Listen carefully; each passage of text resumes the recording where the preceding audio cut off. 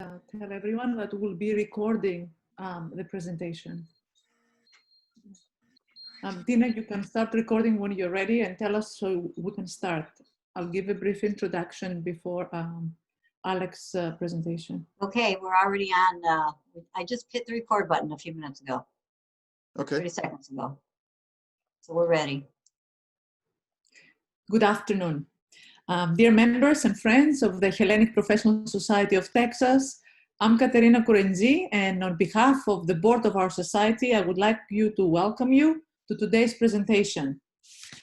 Dr. Kalamarides is a long-standing friend, supporter, and past president of HPST.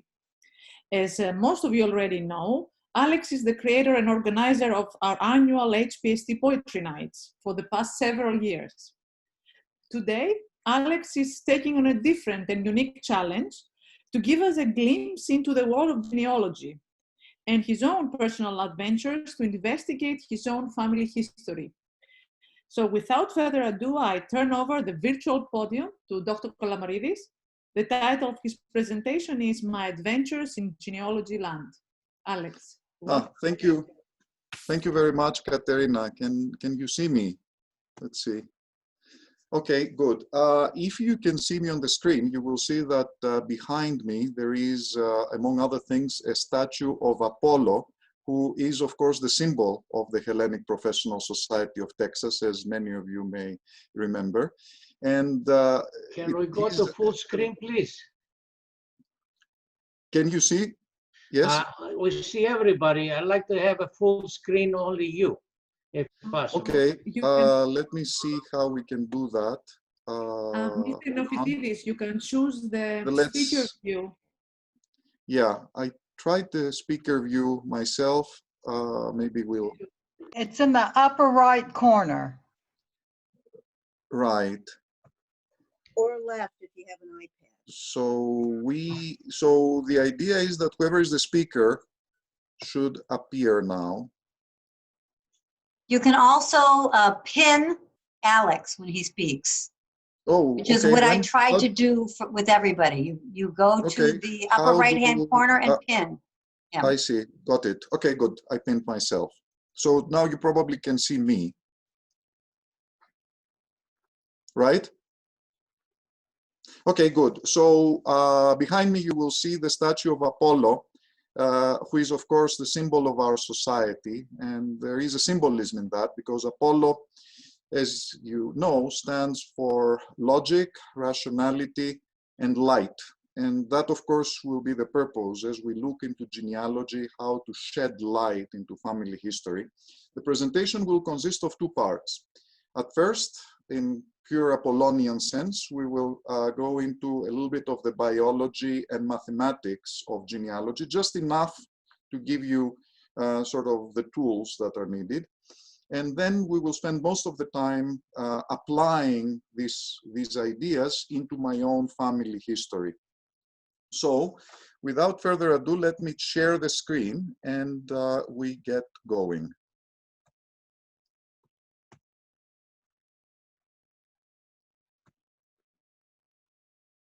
So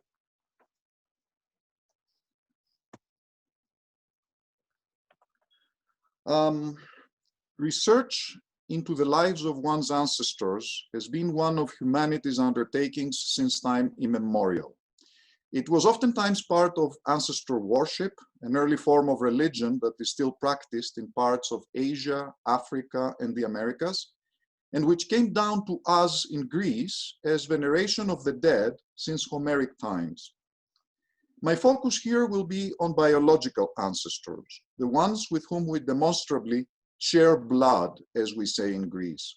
These may sometimes be distinct from our cultural or historical ancestors. Genealogy, as the venture of ancestor research is called today, has led to remarkable insights and compilations, such as Jesus's pedigree, allegedly leading all the way back 1,000 years to Israel's King David, and another 500 years back to Abraham. The Mormon genealogical research of their ancestors so as to afford them post-mortem salvation through their restored church. and the remarkable records of Scottish clans with their coats of arms. In our busy lives, genealogy is often overlooked or forgotten as one focuses on day-to-day chores and the immediate living family.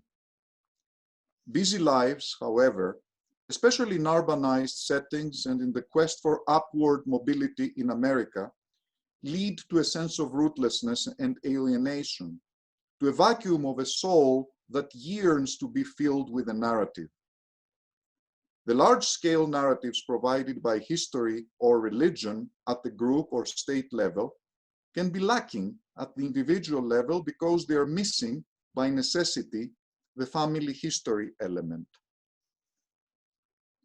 The family history element is often substituted by myths and made-up stories with little, if any, basis in truth, aiming to aggrandize or create a heroic perception to fulfill the needs of our souls.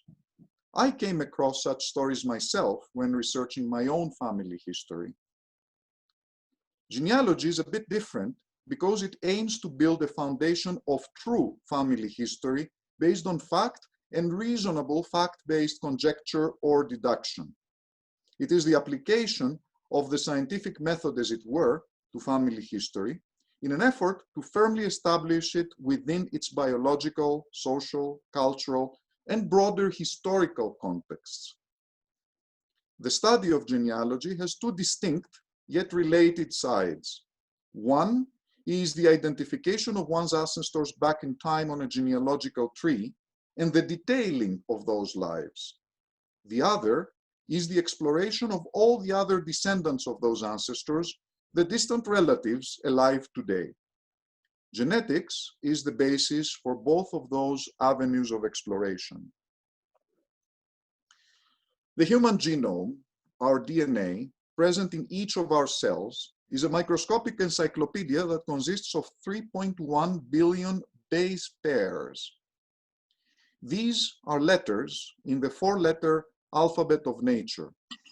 About 20 million of those base pairs, on average, 0.6% of the total, are different between any two unrelated individuals, and they form the basis for the observed human variation and for tracing human ancestry into various geographical regions.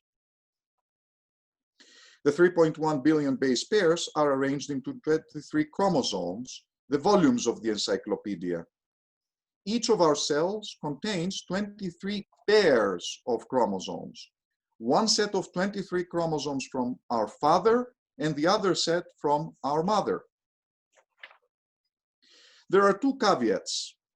The first one is that one pair of chromosomes is the gender-defining pair, which has the form XY, as you can see on the bottom right-hand side for men, X inherited from the mother and Y from the father, and XX for women, X inherited from the mother and X from the father. The Y chromosome is much shorter than the X chromosome, which leads to a slightly greater, about 2% maternal DNA length contribution for men. For women, of course, it is exactly 50-50 from the father and the mother. Notice, however, that the Y chromosome, which is present only in men, is inherited entirely from the father. The second caveat, our cells contain an additional minuscule DNA molecule at each of their energy-producing centers, the mitochondria. This non-chromosomal DNA is the so-called mitochondrial DNA. It consists of 16,569 base pairs. Therefore, it's almost 200,000 times smaller than the nuclear or chromosomal DNA. It encodes 13 proteins and is only inherited from the mother. So there are the caveats. There is the Y chromosome from the father, the mitochondrial DNA from the mother. When we provide our sperm or egg cells to our children, each of the sperm or egg cells has the number of chromosomes reduced from 23 pairs to 23 single chromosomes, 22 plus an X or a Y, as a result of a process called meiosis, from the Greek word for reduction. Each of these new single chromosomes consists of a mix of random chunks of DNA from the original paternal and maternal chromosomes that make up the corresponding chromosome pair.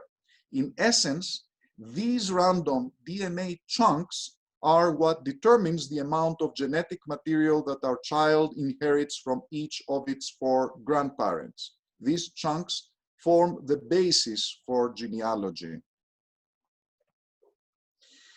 The average size of the inherited DNA chunks depends on chromosome region. It also varies between men's sperms and women's ova. The measure of DNA chunk size is a centimorgan, named in honor of American geneticist Thomas Hunt Morgan. A centimorgan, an important metric in genealogical studies, is the number of DNA base pairs at a particular chromosome region for which the expectation of a crossover to the next chunk of inherited DNA is 0.01, hence the centi or 100th part. A man's sperm contains roughly 11,000 chunks of paternal and maternal inherited DNA, about 2,800 centimorgans, while a woman's ovum contains roughly 6,500 chunks of paternal and maternal DNA, about 4,800 centimorgans. In other words, the chunks in the ovum are a little bit bigger than in the sperm, even though they have about the same total DNA length. Because of the randomness of DNA chunks, the amount of genetic material we inherit from each grandparent is not exactly 25%. Remember, from our parents, it is exactly 50%, with the exception of the minor caveats I mentioned, Y chromosome and mitochondrial DNA. Mathematically speaking, we may inherit anywhere from 0 to 50% of our DNA from any particular grandparent, with an average of 25%. Statistically speaking, however, because of the relatively large number of DNA chunks involved, the amount of DNA inherited from any particular grandparent rarely strays outside the 15 to 35% range, as you can see here. This information, although somewhat tedious, is useful in determining how far to push back in time and generations the construction of our family tree. Remember that with each passing generation, and 3 generations per century is a useful rule of thumb when we average men and women, our number of ancestors normally doubles. From 4 grandparents to 8 great-grandparents to 16 great-great-grandparents and so on. If we were to go back 17 generations ago to our ancestors at the time of the fall of Constantinople in 1453, we find that we would have up to 130,000 or so distinct ancestors who lived around that time. That number for any of us is likely slightly smaller, say between 100 and 120,000, because of intermarriages of distant relatives that would have undoubtedly sometimes occurred during the course of all those generations among people living at the same village or geographical region. Did all these people contribute to our unique genetic makeup? After all, each of those 100,000 plus ancestors could still average a contribution of 30,000 or so base pairs to our DNA, given how big the total number of base pairs is. So, to what lengths should we go in terms of trying to reconstruct our genealogical pedigree? The answer is less overwhelming.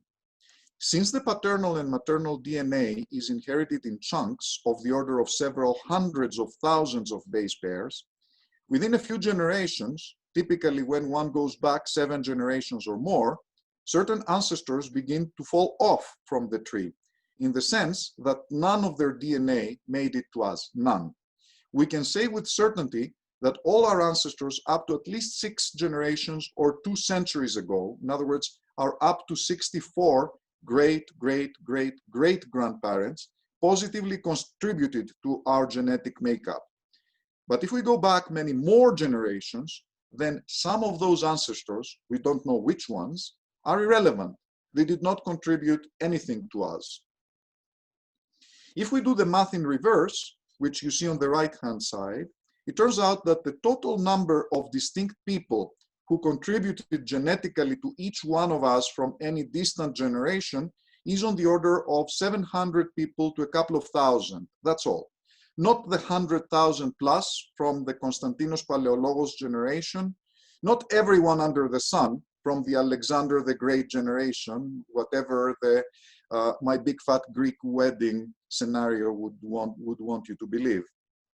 So going back 6 or 7 generations is in a methodical genealogy exploration makes sense. Going any further back is not, genetically speaking, worth it.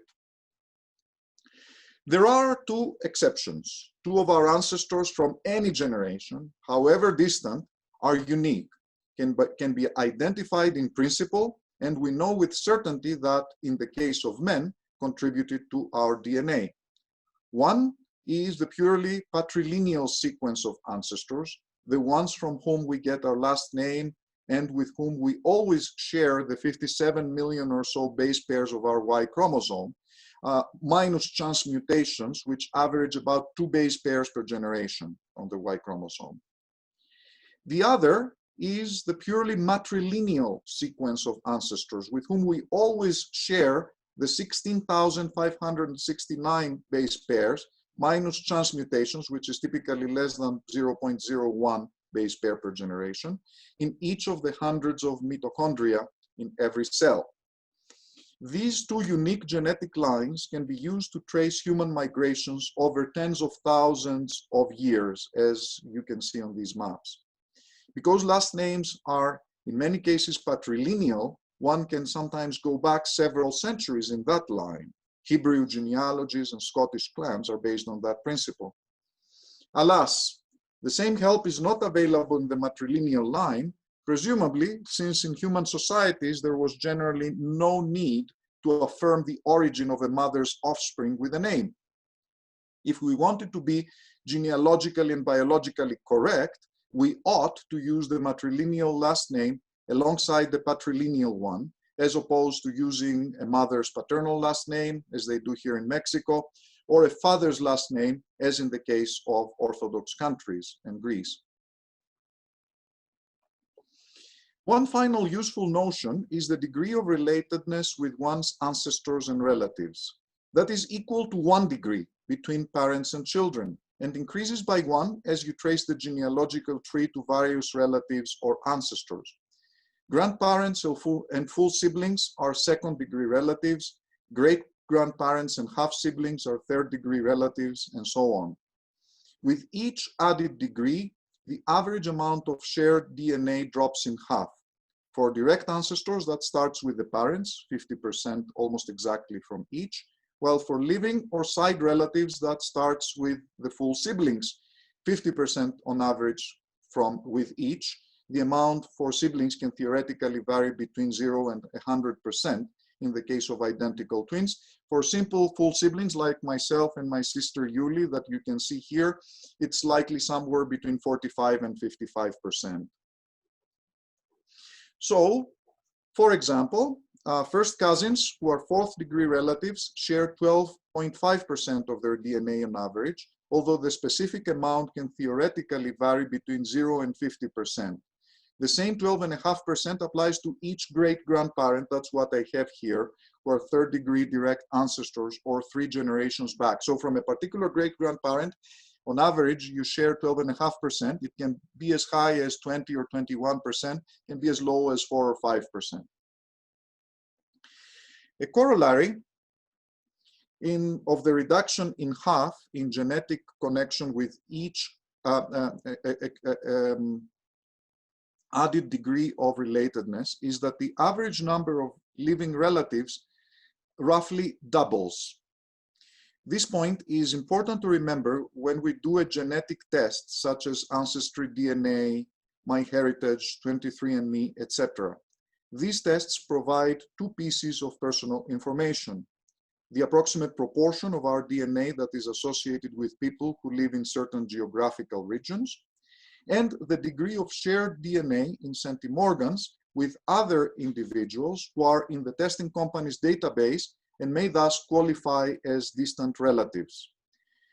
This information is typically provided for people who may qualify as up to 8th cousins. This would be like an 18th degree relative with whom we share only 6 centimorgans on average. From what I explained a moment ago, a rough rule of thumb would be that our total number of relatives of that degree would be of the order of 2 to the 18th power. Adding 8th cousins and all closer living relatives, the total number for any one of us is likely upwards of 500,000.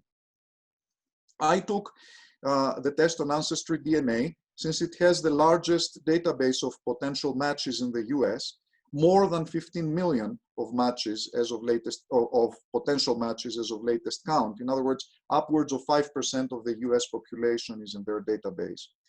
About 5,000 of those records appear as distant relatives of mine, okay? So that gives you a sense. More of that in a minute. So a DNA test is a useful genealogical tool, and it can reveal all sorts of surprises.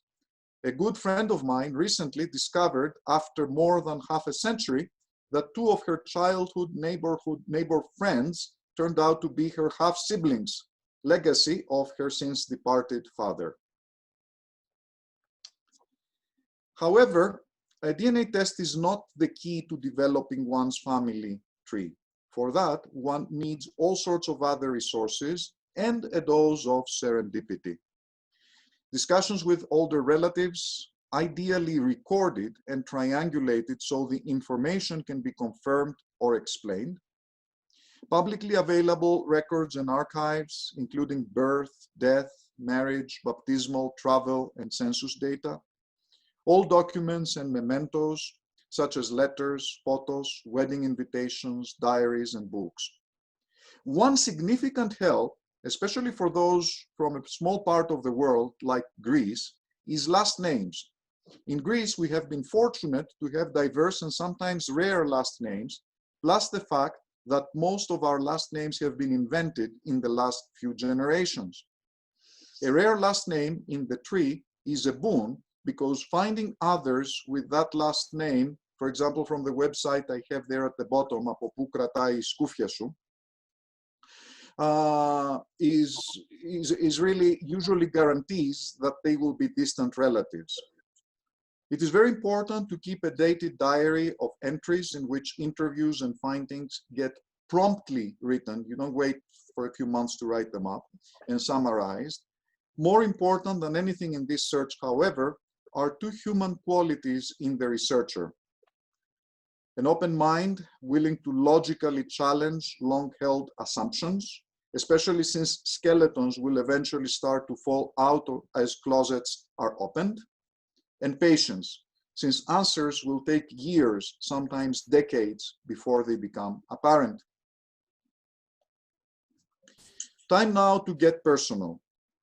My quest began as a strong desire to understand whether the lives of my immediate ancestors impacted my own life and choices.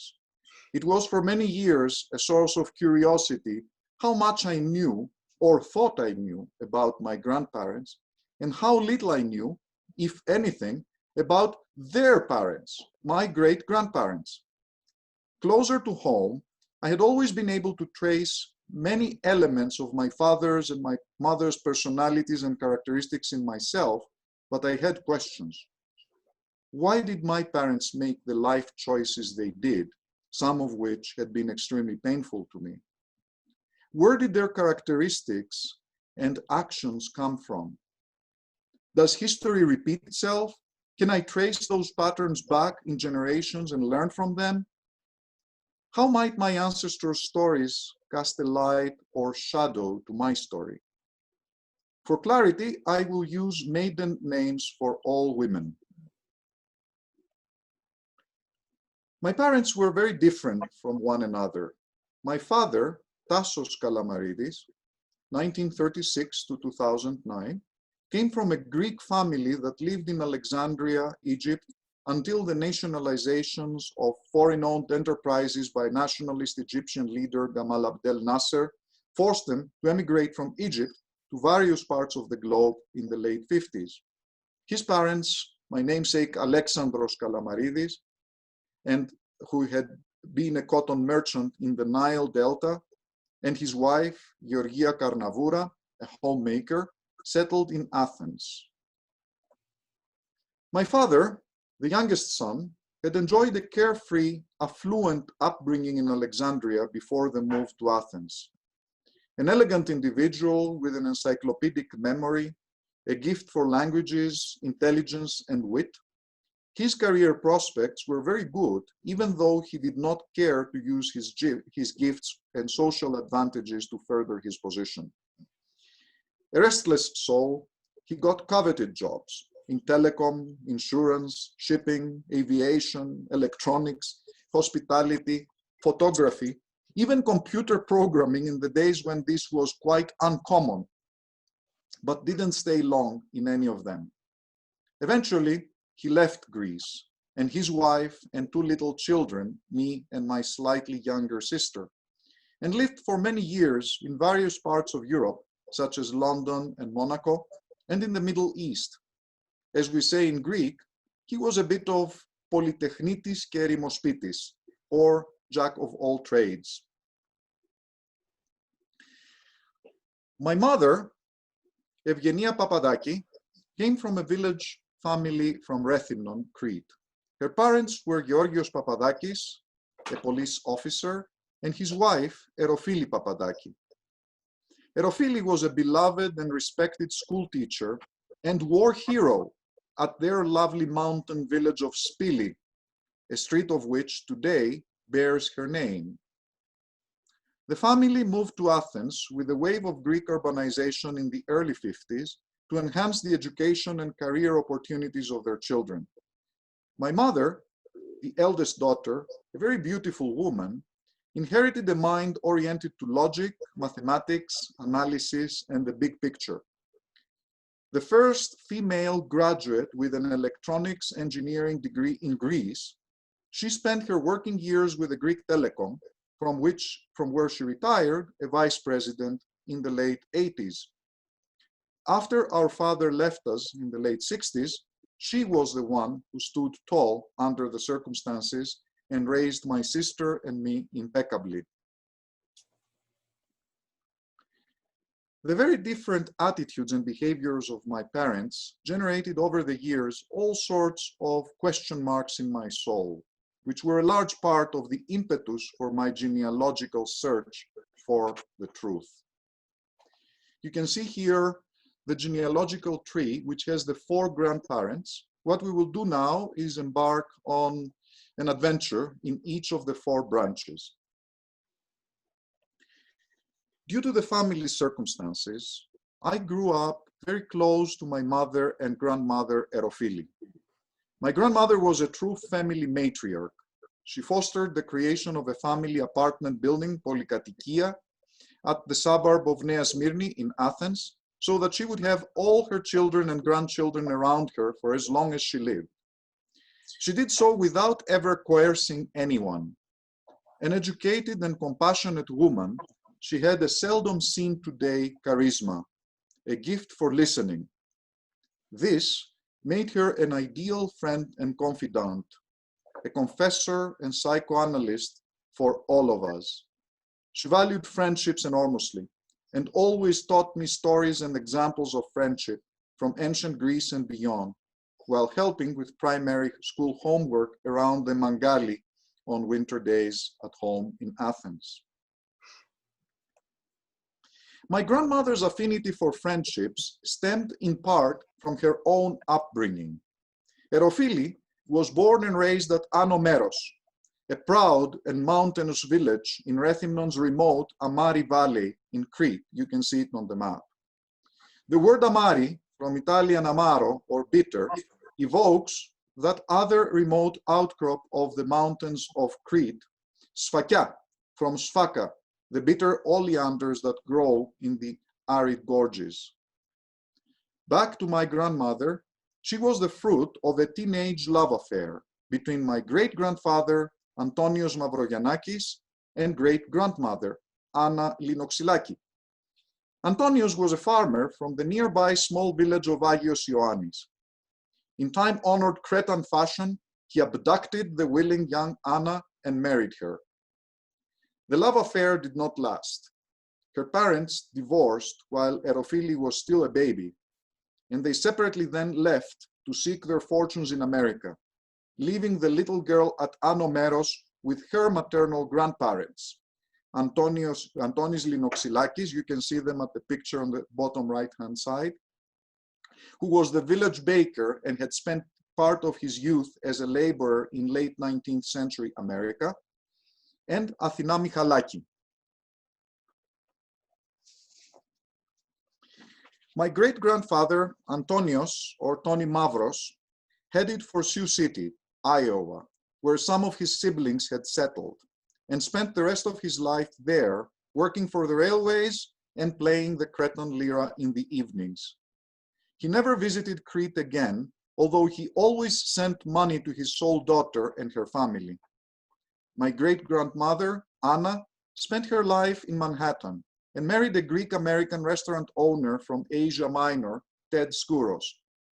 I eventually visited her tomb at the Cypress Hills Cemetery on Long Island at the border between Queens and Brooklyn.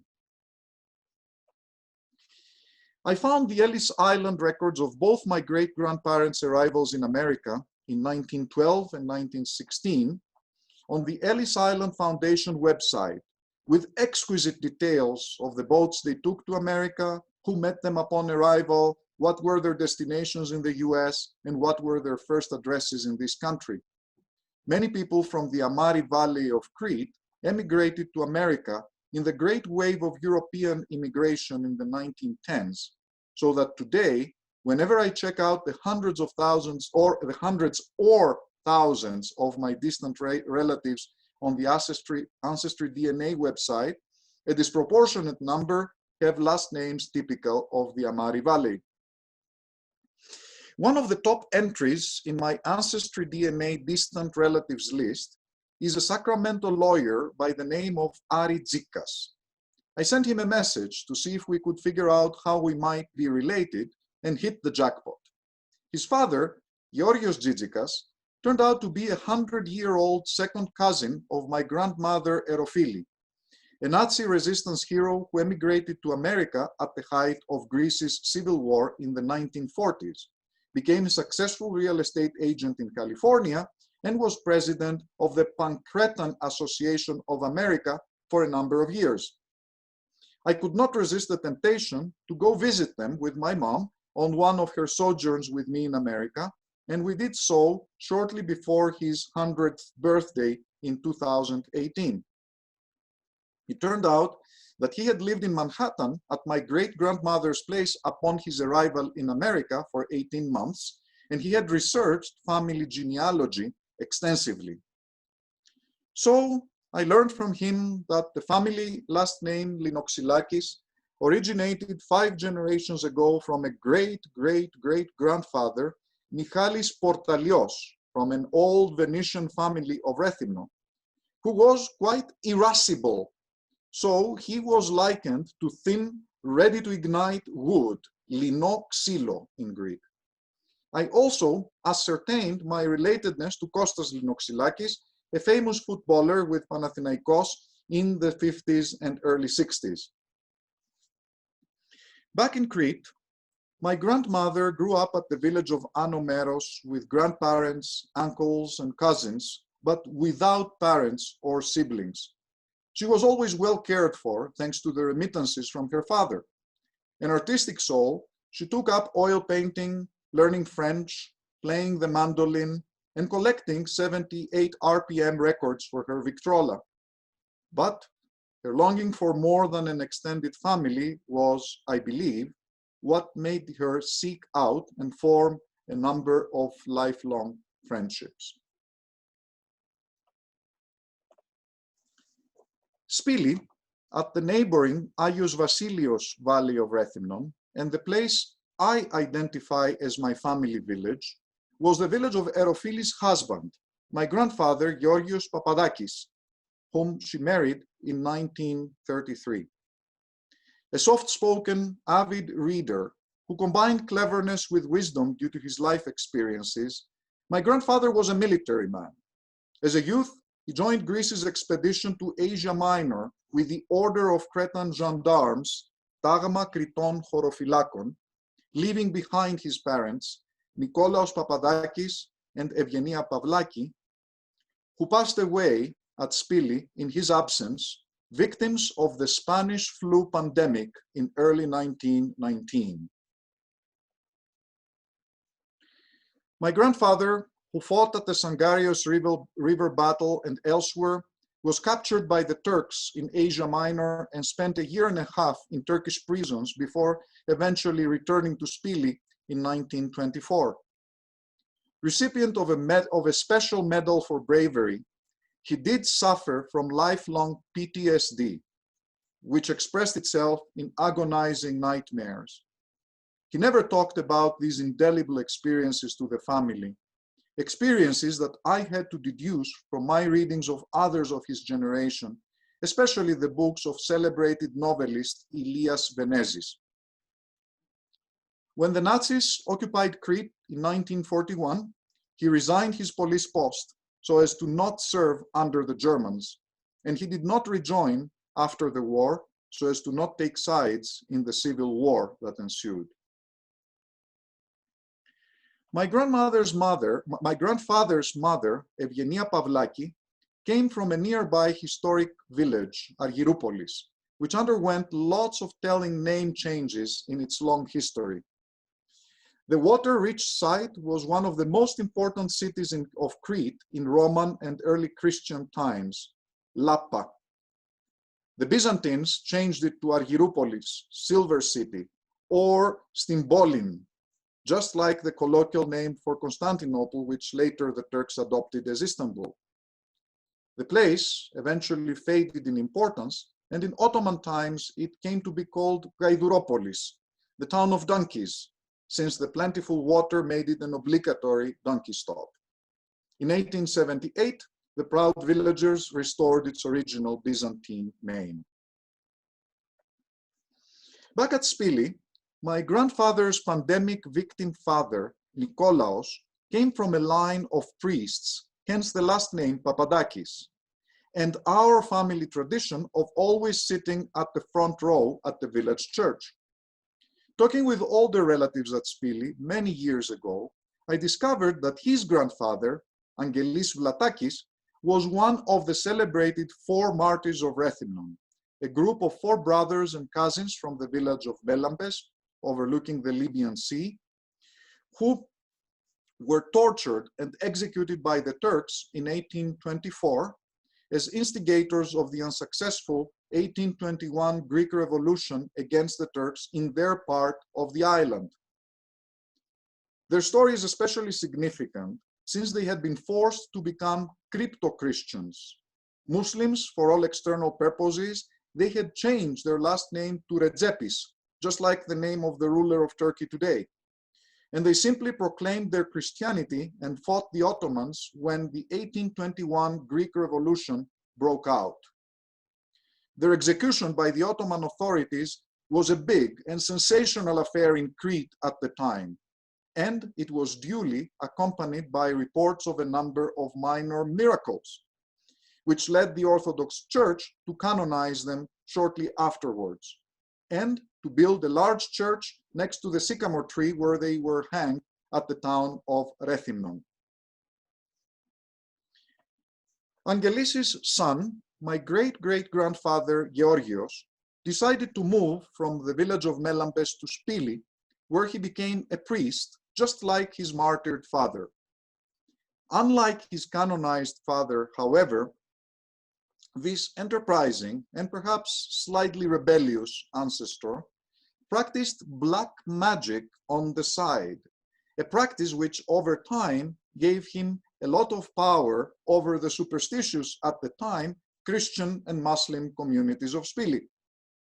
The devil priest, or Diaolopapas, as they called him, used this power so as to acquire all the best farming lands around Spili, which he then bequeathed to his 3 sons and 8 daughters, who were, of course, the source of the quasi-infinite number of third cousins that I meet every summer for raki at the cafes of the village. These lands were also the reason why I know practically of no emigrants to America or elsewhere from my grandfather's branch of the family. They did not have the economic incentive to emigrate. As a young woman at Anomeros in the 1920s, my friendship-oriented grandmother, Erofili, partook of the social media of the time. The equivalent of Facebook in those days was pen pals, or Fili Diallilografias. This program, which is an overlooked element of the integration of young Asian minor refugees with their counterparts from mainland Greece, matched young people with similar interests so as to develop friendships via the exchange of letters. One of the lifelong friends my grandmother Erofili acquired through this program was an Alexandrian born and raised Greek girl, my paternal grandmother, Georgia Karnavoura. Their common interest?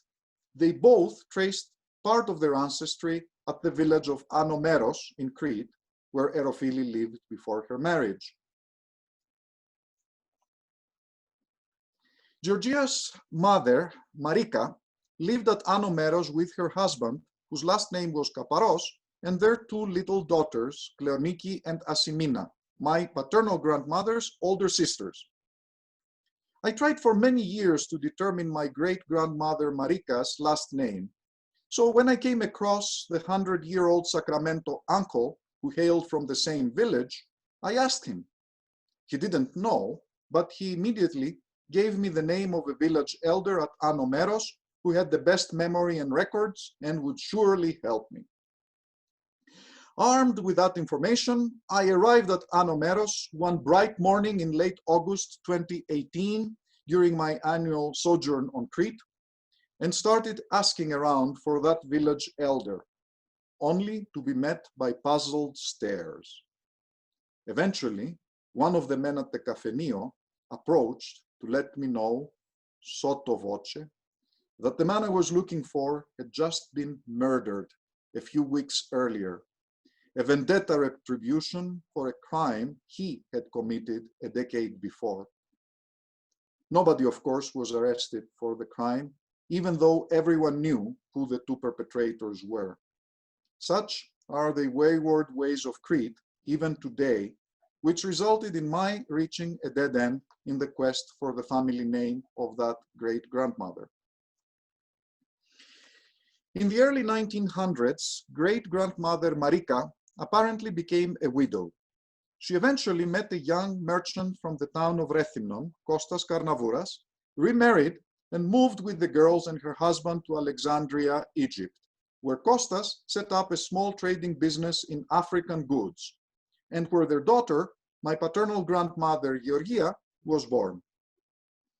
I puzzled for the longest time over the last name of my great-grandfather, Karnavouras, a very rare last name at Rethymnon, or anywhere else for that matter, only to realize the simplicity of the answer quite recently when I was reading about the origin of the word agleoras, omnivore. It turns out that this word comes from the ancient Greek elevoras. It immediately dawned on me that the last name Karnavouras was simply the Hellenized corruption of the Italian word carnivoro, no doubt a nickname given to an ancestor in Crete during Venetian times, and possibly the reason of my unavowed thrill for a good steak. The family story goes that my great-grandfather Kostas used to travel along the Nile so as to bring goods to trade to Alexandria, and on one of his trips he was lost, never to return, presumably eaten by the lions. A few years ago, on a sailing outing with friends in the Saronic Gulf of Athens, one of my companions turned out to be Mortada, a young aristocratic Greco-Sudanese who had grown up in the Sudan and was serving with the Greek embassy in Qatar. I decided to tell him the story of my great-grandfather to see if he could perhaps offer some ideas or likely details as to his demise. Upon hearing the story, Mortada began laughing loudly and uncontrollably. I've heard stories like that lots of times before, he told me when the laughter subsided. Your great-grandfather almost certainly was not killed by wild animals in the Sudan or elsewhere in Africa. There were many cases of Greeks from Egypt who got tired of their wives and family chores and simply went to the Sudan, hooked up with local black girls, and lived a carefree life. And to make his point more emphatic, he decided to test my geographic knowledge. Do you know what is the name of the third largest city of Sudan? Outside of Khartoum and Port Sudan, I did not know of any other Sudanese cities, so I relented. Well, it is Kosti, he said. It is located on the west bank of the White Nile, several hundreds of kilometers to the south of Khartoum. Do you know why it is named Kosti? Because it was founded in the late 19th century by a Greek guy named Kostis and his Sudanese wife, and was settled by the various Sudanese who followed them to that location. Of course, my great-grandfather was not Kostis Mourikis, the founder of Sudan's Kosti. Still, Mortada's story made sense. Kostas Karnavouras, a small-time merchant who likely had trouble making ends meet, was saddled with a wife and 3 daughters, 2 of whom were not even his biologically, an onerous issue in those days of dowries, and he had badly wanted a son who never materialized, since 2 younger baby boys of the family were stillborn, as I found out. So his wife, Marika, and the 3 girls came into serious economic hardship in Alexandria. Marika decided that the best course of action would be to marry her daughters off to well-off Greek Alexandrian merchants, which is what happened. My paternal grandmother was married as a teenager with a gentleman by the last name of Moraitidis, with whom she had 2 kids in the 1920s. However, for reasons unknown, she ran away from the marriage and the 2 kids and ended up working as an ironing woman at the laundry when she met her second husband, my grandfather, Alexandros Kalamarides. After 30 years of correspondence, my 2 grandmothers finally met face-to-face around 1956, when the Kalamarides family visited Crete from Alexandria on a summer holiday. That's how my parents met. In a private moment, Georgia asked Erofili to see the correspondence they had exchanged over the years, which included a photo Georgia had sent of her first family. Upon finding the photo, Georgia promptly tore it into pieces, explaining to Erofili, "Δεν χρειάζεται να τα θυμόμαστε αυτά. We don't need to remember this." My grandmother, Erofili, told me that story on her deathbed in March of 1995. Until their passings, my father and his full brother swore that this story was fake and did not allow it to be discussed in their presence, an indicator of the pain this promitoriko amartima, original sin, had caused everyone.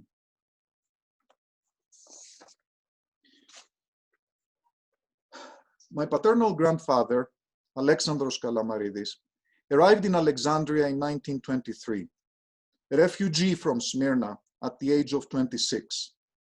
He had been born and raised in Smyrna at an affluent family who lived on the edge of the Aegean Sea at Karantina, a small seaside enclave 3 kilometers south of Smyrna's famous quay. His father, Emmanuel Kalamarides, was a successful owner of 3 ships that carried dry goods between Smyrna and various ports of Greece. Because of its location, the family house in Smyrna was not destroyed when the city was burned down in September 1922.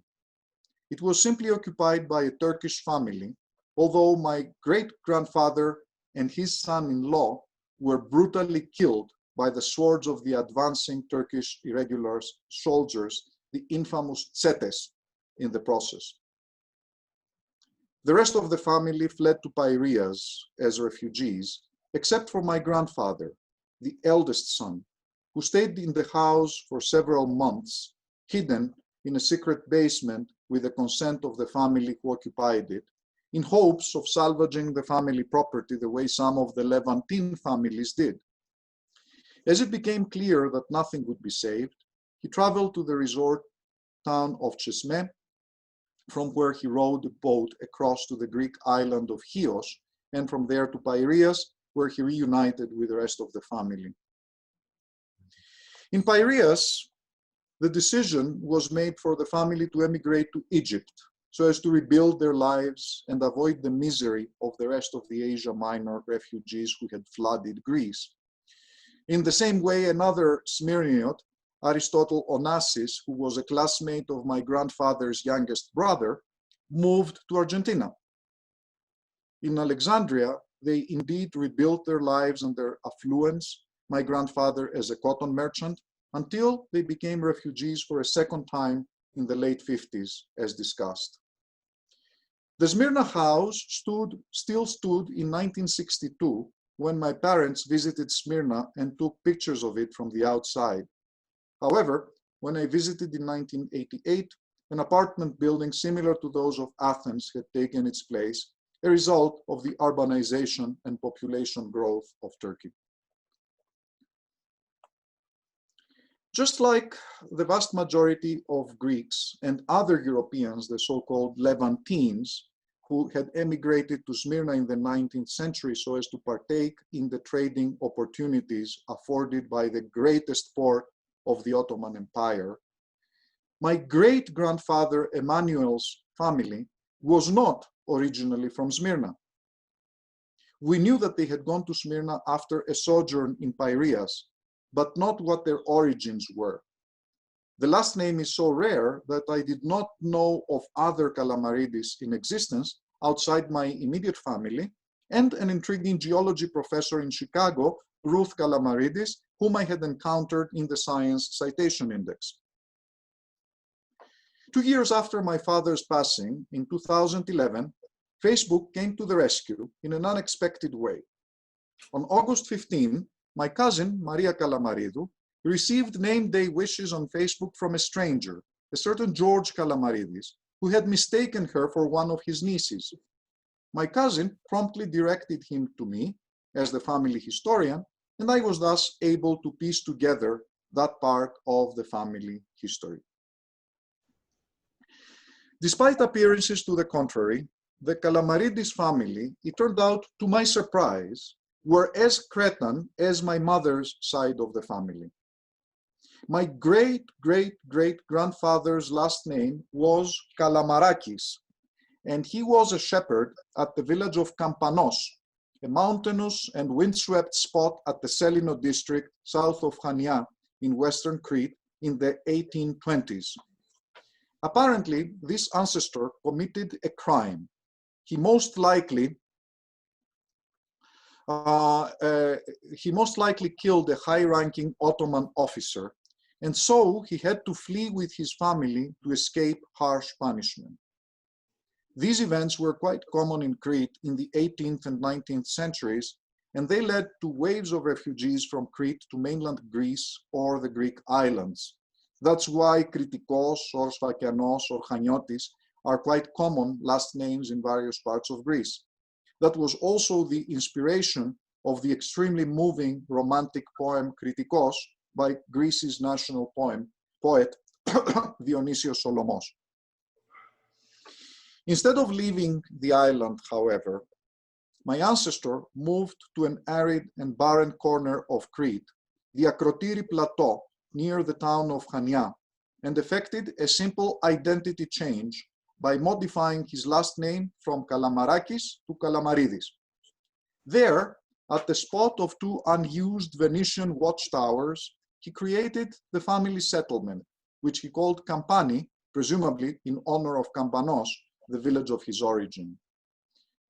When I visited Kampani, which boasts a primary school founded in 1849, it was quite a weird experience for me, since the streets were all named after various Kalamarides. Making a living in that arid area was quite hard, so the family ended up scraping limestone from the rocks to create whitewash for homes and took on fishing at the nearby beaches of Kalathas and Stavros, the latter of Zorba's dance cinematic fame. Today, an olive press and car repair shops have been added to the village economy. However, the Kalamarides family did have a potential saving grace. The newly independent state of Greece, which had recently expelled its Turkish populations, was looking to resettle various empty areas with ethnic Greeks from not yet liberated parts of Greece, such as Crete. For that reason, it granted property titles to various non-liberated Greeks it deemed worthy, and my ancestor, perhaps possibly because of his crime, received the title for a large property in what was then a swamp near today's Karaiskaki Stadium in Piraeus. It appears that the original Kalamarides did not want to leave Crete and Campani. However, years later, when one of his sons, likely the most enterprising one, came of age, he gave that son the property title so that he could make his life in mainland Greece away from the poverty and misery of the family at Campani. Thus, the son did go to Piraeus, but it was too late. Several years had passed since the property title had been granted. The area was already being settled, and my ancestor had not brought a large number of Cretan refugees with him to settle. So, the property title was not honored. My great-great-grandfather was left with nothing, and so, rather than return in shame and as a burden to the poverty of the family, he went to where opportunity beckoned, that is, to Smyrna, where my great-grandfather Emmanuel Kalamarides was raised. In the decades that ensued, poverty had led other members of the family to emigrate from Campani, mainly to America, where they arrived in two waves. The first one is in New York in the 1900s, and the second ones in Ohio in the 1920s. The first group included the brothers Stamatis and Sifis Kalamarides, who became the founders of the first Cretan association in America, New York's Omonia, in the 1910s. At the time, Lower Manhattan did not have a Greek Orthodox church for Greek sailors or immigrants. For that reason, they organized the community so as to purchase a 3-story tavern, which they converted to a church dedicated to St. Nicholas. That was the St. Nicholas Church between the Twin Towers that was destroyed on 9/11 and is now in the process of being relocated and rebuilt. Back in Smyrna, in the early 1890s, Emmanuel, my great-grandfather, fell in love with a local girl. I was informed that the girl, my great-grandmother, was English, Helen Goodman, and upon marrying, she became a devout Orthodox Christian. No one ever heard her utter a word in English. As the sole male descendant of her eldest son, various family documents from Smyrna came to me, including my grandfather's baptismal certificate, in which she appears as Eleni Theodorou. Even though Hellenization of names was typical at the time, this was still somewhat curious, since a racial hierarchy of classes prevailed in Smyrniot society. Today's closest analog would be Malaysia's Kuala Lumpur. Levantines, British, French, and Dutch primarily were at the top, followed by Italians, Greeks, who constituted the majority, Armenians, Jews, and Turks. So, if Eleni was British, a proud indicator of upward social mobility, why was her background so carefully hidden in official documents? An important piece of the puzzle has been physically with me ever since I was a few months old. I was circumcised like every other male descendant of Emmanuel Kalamarides, something unheard of in Orthodox Christian families in Greece, and ostensibly done in our family, I was told, for health reasons. All these unusual bits of information over the years made me reach the conclusion that this great-grandmother might originally have been Jewish. I emailed an uncle in Paris, in whose Egyptian household his grandmother, Hellenic, had spent her last years, to ask if he knew anything to that effect. His thundering reply, "Nous n'allons pas faire la publicité des Juifs maintenant, n'est-ce pas? We're not going to advertise the Jews now, are we?" heightened my curiosity.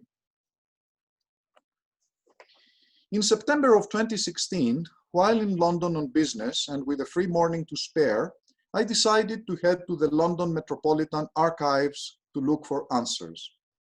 Covering the British populated parts of the empire since the late 18th century, the LMA is an incredible publicly available resource for genealogists. And I found that being on site at the LMA made all the difference in terms of guidance, speed, and efficiency. Within 3 hours, I had my answer. One and only one record precisely matched what I was looking for. My great-great-grandfather, Theodore Henry Goodman, born in October of 1849, was the third of 6 siblings of David and Louisa Goodman, a Jewish couple in the town of Pontypridd, Wales. His father, David Goodman, had fled Russian-occupied Poland for Britain in youth and became a watchmaker and jeweler in his new country. Theodore was a wayward son. Unlike his siblings, who stayed in place and followed on the steps of their parents, 22-year-old Theodore was listed in the 1871 census as a commissioned traveler, then disappeared from the records and from any transoceanic ship manifests, and reappeared a decade later in Adelaide, Australia, married to a local Presbyterian woman. I'm willing to bet that in the years of his disappearance, which coincide with my great-grandmother's birth, one of his travel commissions brought him to Smyrna, where he fell for a local Jewish girl, had a daughter, and then left for a better fortune, never to return to Smyrna. So, my great-grandmother, British though she may have been in last name, was really an orphaned Jewish girl who was asked to convert to Christianity when she married. Due to the sanctity of matrilineal heritage of the Jewish faith, she likely made a deal with her husband's family. I will become an Orthodox Christian, but you will respect my Jewish heritage by circumcising our male descendants. Finally, it all made sense. The family history I presented you here has been greatly abridged. Lots of fascinating twists and turns of the story had to be omitted in the interest of time and clarity. My immediate ancestors' stories made me understand some of the choices they made, such as my grandfather Alexandros falling for a girl abandoned by her father, just like his mother had been abandoned. His wife, Georgia, being emboldened to leave an unhappy marriage after her father, Kostas, had left her before. My father leaving me and my sister since his beloved mother had done the same, and so on. I could also finally trace many of my own traits, from my love for travel and exploration to the desire to find and exploit the logic behind every magic trick. In many ways, I can now see how history repeats itself and how life, if you follow it through generations, will very much look like the 6 epic episodes from one of my favorite movies of all time, Cloud Atlas. And what about my geographical origins as deduced from Ancestry DNA? The percentages keep shifting, and actually quite widely, as Ancestry improved their databases and algorithms, but they largely make sense for a Cretan with a little European Jewish admixture. At present, I'm 54% associated with mainland Greece, likely sampled from the Peloponnese and Attica, 26% with Italy, mainly the northern Italian heartland, which helped colonize Crete in Venetian times. 16% with Turkey and the Caucasus, the Byzantine repopulating of Crete after the Arabs and the later Ottoman conquest, and 2% each from the Middle East and Eastern Europe, the Jewish part. Don't be fooled, however. Regardless of what the percentages may say, I'm a proud Greek and Cretan through and through, with an occasional nod to the small Jewish side through my many Jewish friends. The journey, of course, continues.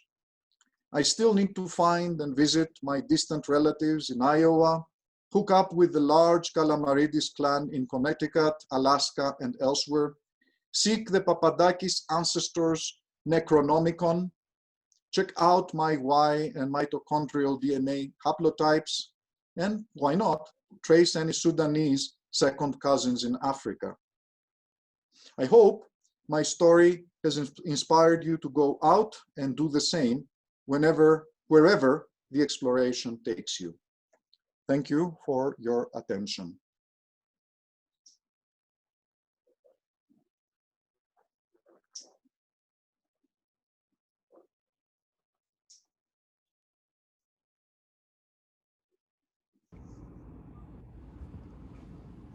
Can you hear us? Yeah, now I can hear you, Anna. I'm not sure about others.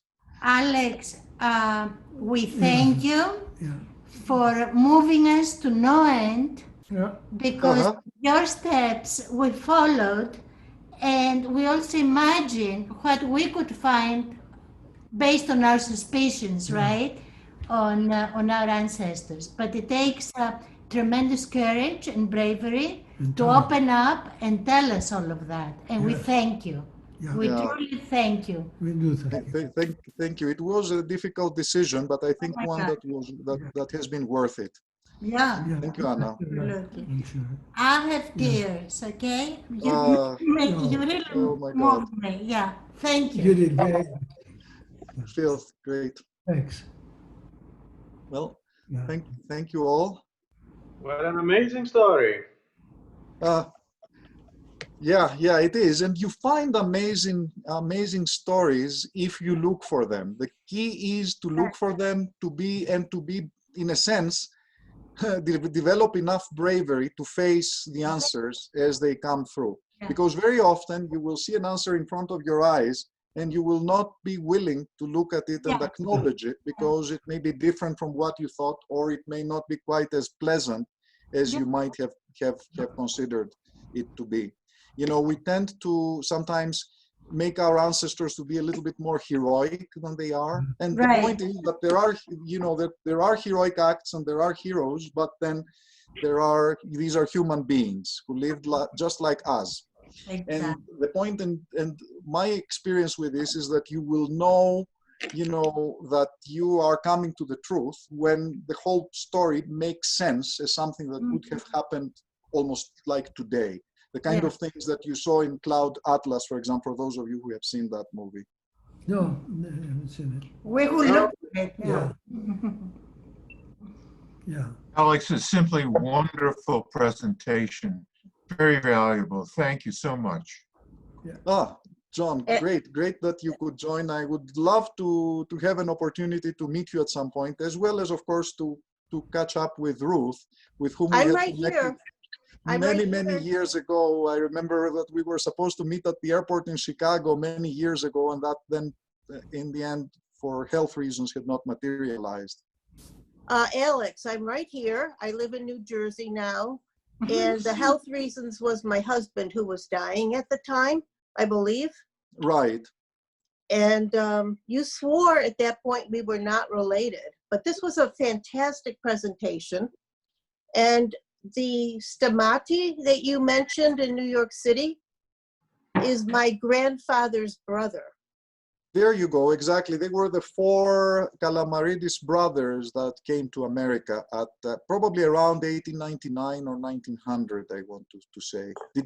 I haven't looked them up on the Ellis Island organization website. You may have, actually. John has. Okay. Good.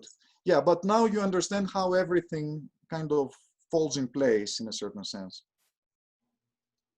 I do. And I think I was happy to find out that I was correct back in the 1990s. And you swore, as I said, that we were not related. But here we are. Yep, exactly. Connected. Exactly.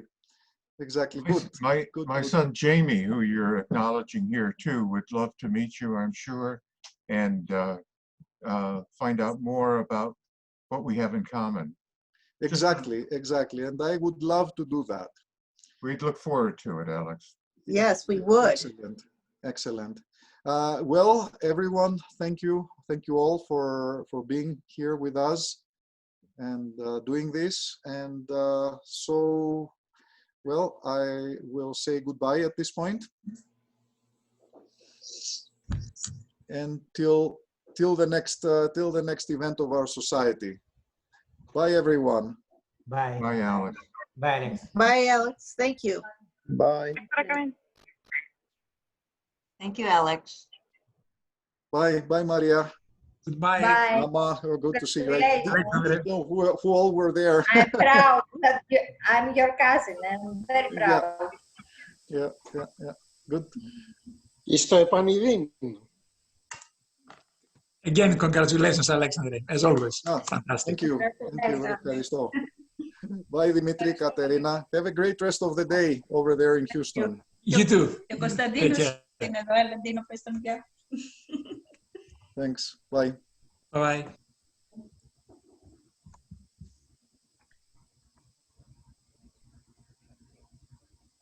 Ευχαριστώ.